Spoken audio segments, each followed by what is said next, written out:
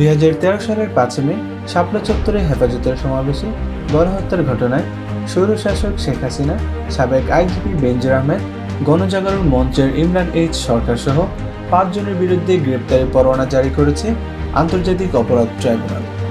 একই সঙ্গে গ্রেপ্তার থাকা জিয়াউল আহসান সহ 4 জনকে এই মামলায় অ্যারেস্ট দেখানোর নির্দেশ দিয়েছেন আন্তর্জাতিক ট্রাইব্যুনাল।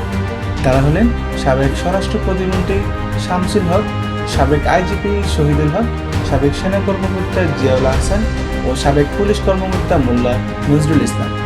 আগামী 12 মে তাদেরকে হাজির করতে ও তদন্ত প্রতিবেদন দাখিল করতে নির্দেশ দিয়েছেন আদালত। 12 মার্চ বুধবার আন্তর্জাতিক অপরাধ ট্রাইব্যুনালের চেয়ারম্যান বিচারপতি মোহাম্মদ গোলাম মুর্তজা মজুমদারের নেতৃত্বে 3 বিচারপতির ট্রাইব্যুনালে এ আদেশ দেন।